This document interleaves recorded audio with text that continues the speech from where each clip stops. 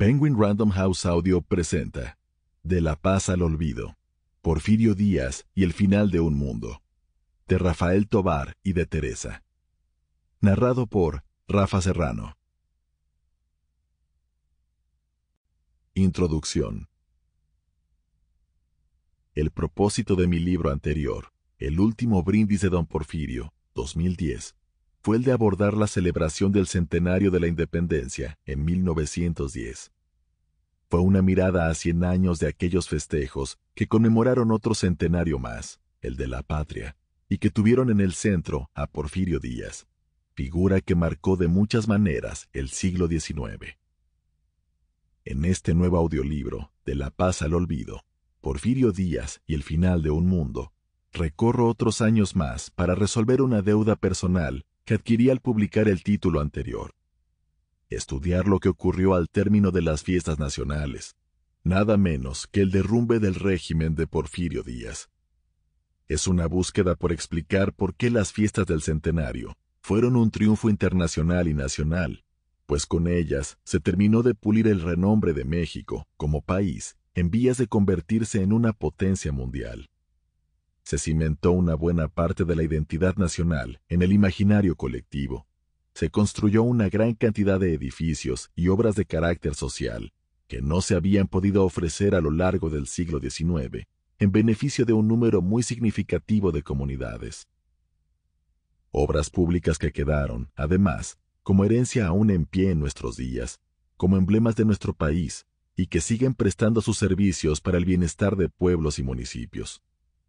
Este gesto triunfal de un hombre que aspiró a que se juzgara su valor de acuerdo con el grado de paz y prosperidad que había logrado en un país despedazado, hasta antes de su gobierno, se propuso incluir en las celebraciones y los resultados a todos los sectores sociales e ideológicos. Con hábil táctica política y social, buscó reconocer a los héroes muertos y reivindicar a muchos de los que fueron sus enemigos y que protagonizaron episodios en la comunión de ideas o en la separación política. Pero, habremos de reconocer, fue principalmente una celebración personal ideada y concentrada en la figura de Díaz. En De la paz al olvido, abordo de manera muy breve las fiestas del centenario, ese festivo telón de fondo que sirvió de antesala de la revuelta. Solo cuando es necesario, incluyo nuevas investigaciones y documentación con el propósito de vislumbrar mejor cómo ocurrieron y cuáles fueron los acontecimientos que se acumularon desde que inició esa triunfal celebración hasta que, en menos de un año, se presenta la renuncia presidencial. Durante los festejos del centenario, el gobierno porfirista se planteó, como un objetivo central, proyectar su exitoso modelo de modernización económica que, sin embargo, estaba hueco en sus contenidos políticos. La personalísima forma de gobernar de Díaz, el ejercicio del poder en una estructura política piramidal estática, no daba cabida a la nueva realidad del país en su conjunto, y sobre todo, a una incipiente clase media que buscaba espacio en una sociedad hierática y estratificada. Así, en los capítulos 1 y 2 de esta obra, presento las fiestas del centenario, sus significados y reverberaciones, para dar el mayor contexto posible a lo que vendrá después.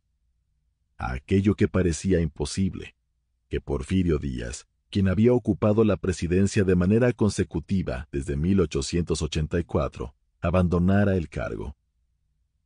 El capítulo 3 revisa el itinerario de la renuncia y las consecuencias de un movimiento que buscaba, en un primer momento, la democracia.